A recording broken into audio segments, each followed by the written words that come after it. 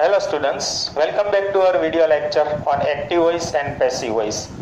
Last video સેશનની અંદર આપણે simple present tense, simple past tense, simple future tense અને સિમ્પલ મોડલ ઓક્ઝિલરીઝને હુ ક્વેશ્ચનથી જોયેલા હતા. એક વખત જોયા પછી બીજી વખત પણ વિડિયો પાછો રિપીટ કરી લેજો, કારણ કે હુ વાળી વાક્ય રચનામાં ભૂલ થવાની શક્યતાઓ ઘણી છે. એ જ રીતે આજનો જે વિડિયો લેક્ચર છે એની અંદર પણ આપણે સિમ્પલ પ્રેઝન્ટ ટેન્સ અને સિમ્પલ પાસ્ટ ટેન્સ એને વોટ ક્વેશ્ચન થી ધોવાનું છે. આપણે શેનાથી? Question with what. એમાં પણ એવી જ મુશ્કેલીઓ થઈ શકે છે, પરંતુ મેં તમને કીધું એ પ્રમાણે જરૂર પડે તો બીજી વખત વિડિયો રિપીટ કરી અને વ્યવસ્થિત સમજી લેજો, એટલે તમારા ડાઉટ છે એ બધા ક્લિયર થઈ જશે. લેક્ચર્સમાં હું બધું જ તમને સમજાવી દઉં છું, આપી દઉં છું. હવે તમારે વ્યવસ્થિત પાછું જોઈ લેવાનું છે. તો આજના વિડિયો લેક્ચરની અંદર આપણે સિમ્પલ પ્રેઝન્ટ ટેન્સ અને સિમ્પલ પાસ્ટ ટેન્સ હુ વાળી વાક્ય રચનામાં જોયું હતું એ પ્રમાણે આમાં પણ હું તમને બંને એક સાથે શીખડાવી દઉં છું. એક ટ્રીકી આપણે ફોર્મ્યુલા લીધેલી છે, એ ફોર્મ્યુલા ઉપર આરામથી તમને ખબર પડી જશે. અને એ બંને ટેન્સ છે આપણે શેમાં જોવાના છે? તો કે વોટ ક્વેશ્ચન ની અંદર, ક્વેશ્ચન વિથ વોટ. બરાબર, તો ચાલો આપણે સીધા ફોર્મ્યુલા ઉપર જઈએ એટલે આપણને ખ્યાલ આવી જશે. તો સિમ્પલ પ્રેઝન્ટ અને સિમ્પલ પાસ્ટ છે વોટ થી આપણે બનાવી હોય તો એક્ટિવ વાક્ય રચનામાં શું હશે? તો કે પહેલા હોટ. જો હોટ મેં તમને ગ્રીન કલરમાં આપેલું છે, શું કામ એને? તો આની પહેલા આપણે કહેતા હતા હોટ થી ક્વેશ્ચન કરીએ તો આપણને શું મળે? કર્મ મળે. હવે કર્મ જે છે એની જગ્યાએ જ આપણને પ્રશ્નવાચક શબ્દ આપી દે છે. અને આની પહેલાના લેક્ચરમાં પણ કીધેલું હતું કે કોઈ પણ પ્રશ્નવાચક શબ્દ છે એ હંમેશા વાક્યની શરૂઆતમાં જ આવે છે. એટલે અહીંયા આપણને હોટ આપેલું છે એ આપણું કર્મ છે, પણ પ્રશ્ન સ્વરૂપે પૂછેલું છે, એટલે હોટ છે એ વાક્યની શરૂઆતમાં આવશે. ત્યાર પછી તો કે હવે જો આપણે સિમ્પલ પ્રેઝન્ટ ટેન્સ કરવું હોય તો એને હેલ્પિંગ વર્બમાં શું આપવું પડશે? ડુ અને ડઝ. હુ ની અંદર મૂકવાની જરૂરિયાત ન હતી. શું કામ એને? તો કે આપણે કર્તા માટે જ પ્રશ્ન પૂછતા હતા, એટલે હુ સાથે ડુ કે ડઝ મૂકવાની જરૂરિયાત નથી. પરંતુ અહીંયા હોટ કર્મ માટે પ્રશ્ન પૂછીએ છીએ એટલે તમારે ડુ અને ડઝ મૂકવું પડશે. શું કામ એને? તો આમાં પ્રશ્ન કરવા માટે સબ્જેક્ટ પણ આવશે. કર્મ નહીં હોય, સબ્જેક્ટ તો હશે જ. અને હુ વાળી વાક્ય રચનામાં શું હતું? તો કે કર્તા ન હતું, પણ કર્મ તો હતું જ. ઓકે, તો આ આપણું હોટ કર્મ હશે. ત્યાર પછી સિમ્પલ પ્રેઝન્ટ ટેન્સ કરવાનું થતું હોય તો તમારે શું મૂકવાનું થશે? ડુ કે ડઝ. એવી જ રીતના જો આપણે સિમ્પલ પાસ્ટ ટેન્સ કરવાનું થતું હોય તો આપણે શું મૂકશું? ડીડ મૂકશું. હેલ્પિંગ વર્બ આપણે પાસ્ટ ટેન્સ ને ડીડ આપેલું છે, તો પ્રેઝન્ટ માટે ડુ ડઝ અને પાસ્ટ માટે ડીડ. ક્લિયર? ત્યાર પછી હવે આપણી પ્રશ્નાર્થ વાક્ય રચના જ છે. હોટ થી પ્રશ્ન કરીએ છીએ એટલે સબ્જેક્ટ તો હશે જ, એટલે સબ્જેક્ટ અહીંયામાં મળશે આપણને જોવા. હુ વાળી વાક્ય રચનામાં જોવા નતું મળતું. બરાબર, સબ્જેક્ટ. ત્યાર પછી તો કે V1.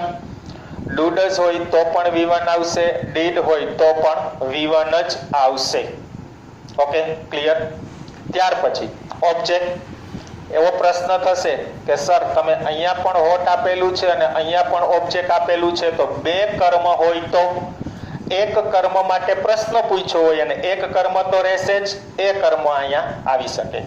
પણ ડ્યુઅલ ટ્રાન્ઝિટિવ હોય એટલે કે દ્વિકર્મક ક્રિયાપદ વાળી વાક્ય રચના હોય તો જ અહીંયા કર્મ આવવાની શક્યતા મોસ્ટ ઓફ નહીં જ હોય. પણ મેં તમને ફોર્મ્યુલામાં આપેલું છે એટલે ગમે ત્યારે આગળ જોવો અને બે કર્મ વાળા વાક્ય આવે તો પણ તમને પ્રોબ્લેમ ન થાય. ઓકે, એટલે આ ઓબ્જેક્ટ છે એ ઓપ્શનલ છે. અહીંયા પ્રશ્ન તો પૂછી જ લીધો છે કર્મ માટે આપણે. બરાબર જ. જો અહીંયા તમે આ પ્રશ્ન પૂછ્યો છે નિર્જીવ કર્મ હશે, એટલે આવડું આ જનરલી તમારું સજીવ કર્મ હશે. ઓકે, અને ત્યાર પછી આવે છે ઇટીસી અને લાસ્ટની અંદર આવશે ક્વેશ્ચન માર્ક. અહીંયા સમજાઈ ગયું? પ્રેઝન્ટ માટે ડુ ડઝ અને પાસ્ટ માટે ડીડ, એની સાથે હંમેશા V1 જ આવશે. કર્મ મેં બે રજૂ કર્યા છે. આ નિર્જીવ કર્મ હશે, આ સજીવ કર્મ હશે. આ કર્મ છે એ ઓપ્શનલ છે, હોવું જ જોઈએ એવું ફાઇનલ નથી. હોય અથવા ન હોય. 80%, 90% વાક્યોમાં નહીં જ હોય. ક્લિયર? હવે પેસિવ રચના કરીએ તો હવે પેસિવ કરીએ ત્યારે મેં તમને શું કીધેલું હતું? કર્મ છે એ કર્તા થઈ જશે અને કર્તા છે એ કર્મ થઈ જશે, એવું હતું ને? તો હવે અહીંયા આપણું આ શું હતું? તો કે કર્મ. અહીંયા શું બની જશે? કર્તા. એટલે જો મેં કલર પણ બદલાવી નાખ્યો છે. અહીંયા ગ્રીન કલર છે, કર્મ માટે હતું. અહીંયા બ્લુ કલર છે, એટલે કે આ શું બની ગયું? હવે આપણું કર્તા બની ગયું. કારણ કે આ કર્તા છે એ તો કર્મ બની જશે. આ કર્મ છે એને પણ આગળ લઈ શકો, પણ એ જો બે કર્મ હોય તો જ, નકર થઈ શકે નહીં. ઓકે, વોટ આવી ગયું. આ શું બનશે? આપણું કર્તા બનશે. ત્યાર પછી શું લેવાનું છે? તો કે જો પ્રેઝન્ટ ટેન્સ હોય અથવા તો ડુ ડઝ થી વાક્ય રચના આપી હોય તો આપણે એમિઝાર લેશું. સમજાય છે? ડુ ડઝ એટલે કે પ્રેઝન્ટ ટેન્સ હોય અને એની પેસિવ રચના કરીએ તો આપણે એમિઝાર લેશું. અને સિમ્પલ પાસ્ટ ટેન્સ આપેલું હોય, એક્ટિવ વોઇસમાં ડીડ આપેલું હોય અને એનું પેસિવ કરશું તો શું મૂકવાનું થશે? Was, wear. ક્લિયર અહીંયા સુધી? ત્યાર પછી તો કે ડાયરેક્ટ V3 આવી જશે, કારણ કે આ કર્તાનું કામ કરે છે એટલે આખું ક્રિયાપદ પૂરું મૂકવાનું. અહીંયા આપણે શું મૂકીએ છીએ? વર્બનું પાસ્ટ પાર્ટિસિપલ એટલે કે ભૂતકૃદંત. ટુ બી પ્લસ V3 થઈ ગયું. ટુ બી પ્લસ V3 એટલે આપણું પેસિવ વોઇસ. ત્યાર પછી શું આવશે? તો કે ઓબ્જેક્ટ. જો અહીંયા ઓબ્જેક્ટ આપેલો હોય તો લખવાનો. આ ઓબ્જેક્ટ પણ આપણો ઓપ્શનલ છે, હોય જ એવું ફાઇનલ નથી. 80% વાક્યમાં નહીં હોય. પાછું રિપીટ કરી દઉં. ઓકે, આ ઓબ્જેક્ટ ઓપ્શનલ છે, જેમ છે એમનેમ જ મૂકવાનું. ત્યાર પછી ETC નું ETC એમનેમ રહેશે. હવે તમે જોઈ શકો છો કે અહીંયા સબ્જેક્ટ આપણને એક્ટિવ વોઇસમાં આપેલો છે, તો આ સબ્જેક્ટને આપણે શું કરવાનું થશે? અહીંયા ઓબ્જેક્ટ એટલે બાય પ્લસ સબ્જેક્ટ નું ઓબ્જેક્ટ થઈ ગયું. આ આપણું અહીંયા કર્મ હતું, એ કર્મનું કર્તા થઈ ગયું અને પાછું કર્મ આવી ગયું. બરાબર?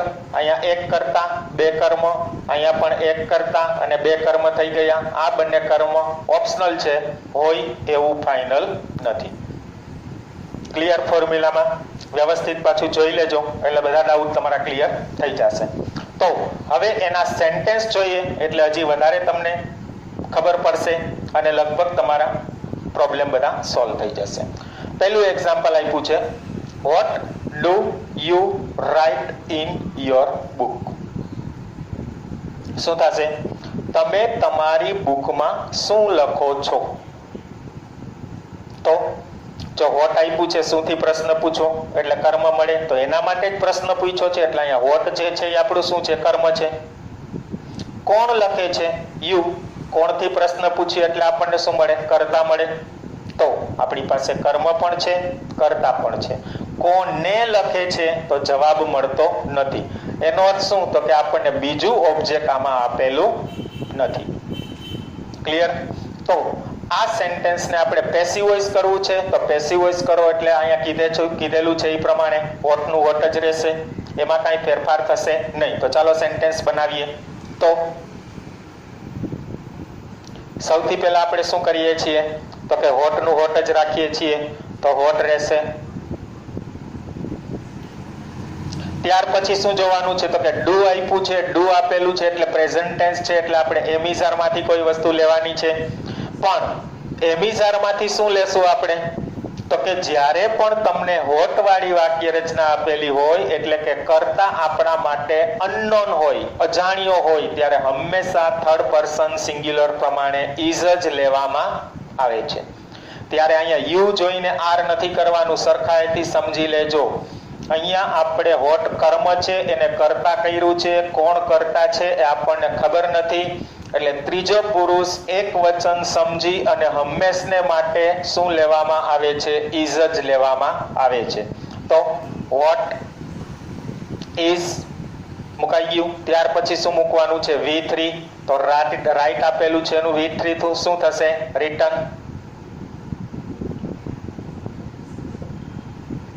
What is return.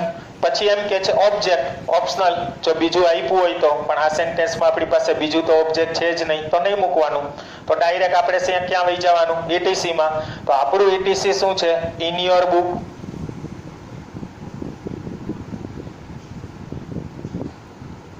ક્લિયર? અને ત્યાર પછી શું મૂકવાનું કે છે બાય પ્લસ સબ્જેક્ટ નું ઓબ્જેક્ટ. તો જો સબ્જેક્ટ છે આપણી પાસે કોણ છે યુ, તો શું મુકાઈ જશે બાય યુ. ક્લિયર? આખું સેન્ટેન્સ શું થશે? What is written in your book by you. Clear અહીંયા સુધી? અહીંયા હોટ કર્મ હતું એ કર્તા થઈ ગયું, અહીંયા યુ છે એ કર્તા હતું એ શું બની ગયું? કર્મ બની ગયું. ઓકે, હવે એના પછીના સેકન્ડ સેન્ટેન્સમાં જોઈએ. What does she take in the morning? What does she take in the morning? તે સવારે શું લઈ જાય છે અથવા તો લઈ આવે છે. તો એમાં જોઈએ what જે છે એ આપણું શું છે? કર્મ છે. હવે પ્રશ્ન પૂછો જોઈએ કોણ લઈ જાય છે? she. તો she જે છે એ આપણું કોણ છે? સબ્જેક્ટ છે. ઓકે, તો she આપણું સબ્જેક્ટ છે, what આપણું કર્મ છે. ત્યાર પછી ઓપ્શનલ ઓબ્જેક્ટ આપેલું નથી, કોને લઈ જાય છે કોને લઈ આવે છે તો કઈ જવાબ મળતો નથી, એટલે આપણી પાસે આ કર્મ નથી. તો આમથી કીધેલું છે તો એ ઓપ્શનલ છે, હોવું જ જોઈએ એવું ફરજિયાત નથી. તો ચાલો પેસિવ કરીએ. હવે એક્ટિવ છે કે પેસિવ એ જોવું હોય તો એક્ટિવ છે કે પેસિવ એ તમારે જોવું હોય તો કેમ ખબર પડશે? તો તમે જોઈ શકો છો ડઝ આપેલું છે અને ટેક આપેલું છે, ડઝ આપેલું છે અને V1 આપેલું છે. It means given sentence is active voice. Okay, હવે એને આપણે પેસિવ કરીએ છીએ. પેસિવ કરીએ તો સૌથી પહેલા શું રહેશે? વોટ જ રહેશે. હવે આ કર્તા કર્યો એ આપણા માટે અજાણ્યો છે, અનનોન છે. તો કીધું એ પ્રમાણે હંમેશને માટે શું લેવાનું થશે? ઇઝ જ. તો વોટ ઇઝ, ત્યાર પછી V3 કરવાનું છે. તો અહીંયા આપણને ટેક આપેલું છે V1, એનું V3 કરવાનું છે. તો શું થશે? ટેકન. Vote is taken. ત્યાર પછી તો કે બીજું ઓબ્જેક્ટ તો આપણને આપેલું નથી, નો આપેલું હોય તો સ્કીપ કરી દેવાનું. એના પછી શું મૂકવાનું છે? ETC. તો ETC આપણી પાસે શું છે? In the morning.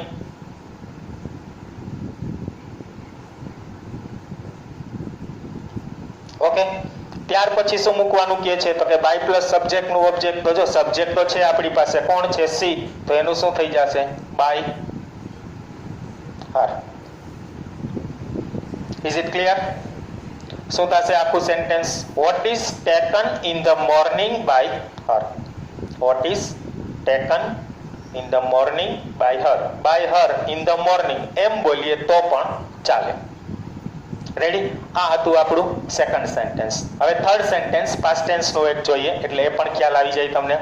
Vote did you give him yesterday. આમાં મેં તમને બે કર્મ આપ્યા છે એટલે તમને એ પણ ખ્યાલ આવી જાય બે કર્મ કેવી રીતના હોઈ શકે. ઓકે, જોઈએ હવે. હવે જો હોટ આપણને આપેલું છે તો હોટ છે એ આપણું શું છે? કર્મ છે. યુ આપેલું છે તો યુ છે એ આપણું શું છે? સબ્જેક્ટ છે. હવે જો અહીં પ્રશ્ન પૂછીએ છીએ ગીવ, શું આપવાની વાત છે? તો એના માટે તો પ્રશ્ન પૂછ્યો છે. કોને આપવાની વાત છે? તો હિમને આપવાની વાત છે. કોને આપવાની વાત છે? હિમને. તો આ હિમ જે છે એ આપણું કેવું ઓબ્જેક્ટ છે? આ ઓપ્શનલ ઓબ્જેક્ટ જે કીધું તું ને એ છે. બીજું કર્મ આપણે જે કીધેલું હતું એ આપણું બીજું કર્મ છે. બરાબર? આ કર્મને પણ આગળ લઈને બનાવી શકાય, પણ બને ત્યાં સુધી તમે એક જ પેટર્નમાં જજો એટલે તમને પ્રોબ્લેમ નહીં થાય. તો આપણે આ પેટર્ન જે છે એ જ પ્રમાણે બનાવીએ છીએ. આ ઓબ્જેક્ટ જે છે એને આપણે કરતા બનાવતા નથી, આને જ આપણે કરતા કરીએ છીએ. એટલે સૌથી પહેલા શું લખવું પડશે? આપણે હોટ. હવે ડીડ આપેલું છે અને V1 આપેલું છે. ડીડ અને V1 એને આપણે પેસિવ કરવું છે એટલે આપણે વોઝ વેર લેવું પડશે. ડીડ આપ્યું હોય તો વોઝ વેર લેવાનું, ડુ ડઝ આપેલું હોય તો એમિઝાર લેવાનું. હવે અહીંયા પણ કરતા આપણા માટે અનનોન છે, અજાણ્યો છે, એટલે ત્રીજો પુરુષ એક વચન સમજીને જ નક્કી કરવાનું. એટલે એવા સેન્ટેન્સમાં મેજોરિટી શું મૂકશું આપણે? વોઝ જ. બરાબર? વોટ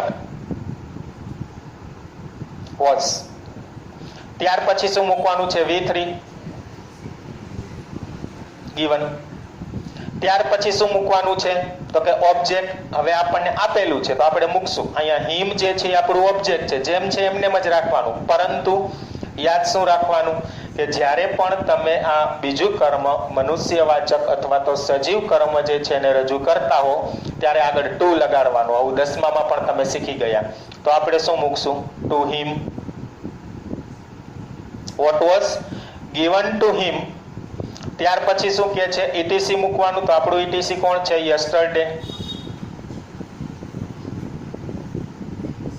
અને લાસ્ટમાં શું મૂકવાનું છે? તો કે બાય પ્લસ સબ્જેક્ટ નું ઓબ્જેક્ટ. તો બાય પ્લસ સબ્જેક્ટ નું ઓબ્જેક્ટ આપણું શું બનશે? યુ. યુ નું શું કરી નાખશું આપણે? By you. ઓકે, આખું સેન્ટેન્સ શું બન્યું? What was given to him yesterday by you. હિમથી પણ વાક્ય બની શકે, બોલી જાઉં છું, પણ આપણે તો આ પેટર્ન ઉપર જ આગળ વધવાનું, એટલે ક્યારે પણ તમારી ભૂલ થાય નહીં. એ વાક્ય કેમ બનશે? What was he given yesterday by you. શું પાછું? વોટ વોઝ અહીંયા વચ્ચે આવી જશે he given yesterday by you. Clear? તો આ હતું આપણું ત્રીજું સેન્ટેન્સ. હવે ત્યાર પછી આપણે જોઈએ ચોથા સેન્ટેન્સની અંદર. તો ચોથા સેન્ટેન્સમાં શું કહે છે? What is grown in Gujarat by the farmers. ખેડૂતો દ્વારા ગુજરાતમાં શું ઉગાડવામાં આવે છે? તો અહીંયા જો ઇઝ અને ગ્રોન આપેલું છે આપણને, એનો અર્થ શું? તો કે ટુ બી પ્લસ V3 આપેલું છે, ઇઝ ગ્રોન આપેલું છે એટલે ટુ બી પ્લસ V3. તો અહીંયા આપણને આ જે સેન્ટેન્સ આપેલું છે ને એ કેવું છે? પેસિવ વોઇસ છે. હુ વાળી વાક્ય રચનામાં ખબર પડી જતી, ઓમાં એક્ટિવમાં હુ આવતું અને પેસિવમાં બાય હુમ આવતું. પરંતુ અહીંયા તો બે જગ્યાએ વોટ જ હશે, એટલે આપણા માટે કી પોઈન્ટ શું બનશે? તો કે ટુ બી પ્લસ V3 તો પેસિવ, અને ડુ ડઝ અને ડીડ સાથે V1 તો એક્ટિવ. ક્લિયર? તો આ વાક્યને હવે આપણે શું બનાવવાનું છે? Active voice. આપેલું છે કેવું? Passive voice. તો આ જ પેટર્ન પ્રમાણે તમે જોતા જશો તો વોટ, પછી ઇઝ, ત્યાર પછી ગ્રોન, પછી બીજું ઓબ્જેક્ટ આપણને આપેલું નથી, ઇન ગુજરાત એટલે ઈટીસી આપેલું છે, અને બાય ધ ફાર્મર્સ એટલે આપણને બાય પ્લસ સબ્જેક્ટ નું ઓબ્જેક્ટ આપેલું છે. એને આપણે શેમાં કન્વર્ટ કરવાનું છે? એક્ટિવ વોઇસમાં. તો એક્ટિવ વોઇસ કરો એટલે પહેલા તો વોટ જ રહેશે. ઓકે, તો સૌથી પહેલા આપણે શું મૂકીએ છીએ? વોટ. હવે શું કરવાનું છે? તો કે ડુ ડઝ મૂકવાનું છે, પણ આ ડુ ડઝ અને ડીડ કેના આધારે આવતું હોય છે? આ સબ્જેક્ટને આધારે. તો આપણો સબ્જેક્ટ ક્યાં હશે? પાછળ. તો અહીંયા જ ફાર્મર્સ આપેલું છે, એને હવે આપણે સબ્જેક્ટ તરીકે લાવવાનું છે. તો ફાર્મર્સ બહુવચન છે એટલે આપણે શું મૂકશું? ડુ મૂકશું. બરાબર છે? What do. પછી શું મૂકવાનું છે? આપણો કર્તા. અહીંયા જે બાય પ્લસ સબ્જેક્ટ નું ઓબ્જેક્ટ છે એ સબ્જેક્ટ બની જશે એટલે the farmers. What do the farmers. હવે અહીંયા આપણને ગ્રોન આપેલું છે. ગ્રોન ઈ શું છે? V3 છે. ગ્રો, ગ્રીવ અને ગ્રોન. બરાબર છે? એટલે મેઇન ફોર્મ શું થશે? મૂળ રૂપ શું થશે? Grow. What do the farmers grow. What do the farmers grow. અને ત્યાર પછી શું મૂકવાનું? બીજું ઓબ્જેક્ટ છે ને, એ તો નહીં મૂકવાનું. તો ડાયરેક્ટ આપણે ક્યાં જતું રહેવાનું? ઈટીસી ઉપર. તો ઈટીસી શું છે? ઇન ગુજરાત.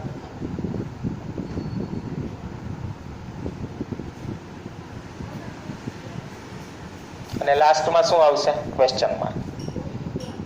શું બને છે આખું sentence? What do the farmers grow in Gujarat. આ આપણે શું બનાવ્યું? એક્ટિવ વોઇસ બનાવ્યું. લાસ્ટ સેન્ટેન્સ જોઈએ. એ પણ પેસિવમાં આપ્યું છે, પાસ્ટ ટેન્સ ની અંદર, એટલે એ પણ તમારો ડાઉટ ક્લિયર થઈ જશે. What was written in the classroom by them. What was written in the classroom by them. જો આ સેન્ટેન્સ સાથે સરખાવીએ, જો અહીંયા તમે જોઈ શકો છો ટુ બી નું રૂપ વોઝ વેર છે, અને એની સાથે રિટર્ન એટલે V3 આપેલું છે. તો આપણને B પ્લસ V3 આપેલું છે, તો આપણને શું આપેલું હોય? પેસિવ વોઇસ આપેલું હોય. ઓકે, તો હવે વોટ આપેલું છે તો કે યસ. ત્યાર પછી ટુ બી ના રૂપમાં વોઝ વેર આપેલું છે તો કે યસ. રિટર્ન V3 આપેલું છે, યસ. પછી ઓબ્જેક્ટ તો કે ઓબ્જેક્ટ નથી, તો આ પૈકી કીધેલું હતું એ તો ઓપ્શનલ હોય અથવા ન હોય. હોવું જ જોઈએ એવું ફરજિયાત નથી. તો પછી શું આપેલું છે? In the classroom. તો એ આપણું શું છે? ETC છે. ને બાય ધેમ આપેલું છે એ આપણું શું છે? તો કે બાય પ્લસ સબ્જેક્ટનું ઓબ્જેક્ટ. ક્લિયર? સેન્ટેન્સ સમજાઈ ગયું? તો હવે આપણે એને શેમાં કન્વર્ટ કરીએ છીએ? એક્ટિવ વોઇસમાં. તો એક્ટિવ વોઇસ કરીએ એટલે સૌથી પહેલા હોટ તો એમનેમ જ રહેશે. તો પહેલા શું મૂકીએ છીએ આપણે? હોટ. હવે ત્યાર પછી તો કે આ જે બાય ધેમ આપેલું છે એને અહીંયા આપણે સબ્જેક્ટ કરીને લઈ આવવાનું છે. પણ ભૂતકાળ છે એટલે એમાં તો ડીડ એક જ આવશે. જો વર્તમાન કાળ હોય તો તમારે જોવાનું છે ત્રીજો પુરુષ એક વચન હોય તો ડઝ આવશે, અને ત્રીજા પુરુષ એક વચન સિવાય હોય તો ડુ આવશે. એટલે અહીંયા તો આપણે ડીડ જ લેવાનું થશે. વોટ? ડીડ. હવે ધેમ આપેલું છે એની કર્તા વિભક્તિ શું થશે? ધેય. વોટ? Did, they. પછી રિટર્ન આપેલું છે એનું V1 કરી નાખવાનું છે. V1 એટલે મૂળરૂપ. તો શું થશે? Write. What? Did, they, write. ત્યાર પછી શું મૂકવાનું છે? તો આપણે એમ કે છે ઓબ્જેક્ટ. તો ઓબ્જેક્ટ તો આપણી પાસે ઓપ્શનલ છે, નથી આપ્યું તો નહીં મૂકવાનું. ડાયરેક્ટ ક્યાં જતું રહેવાનું? ETC ઉપર. તો ETC આપણું શું છે? In the classroom.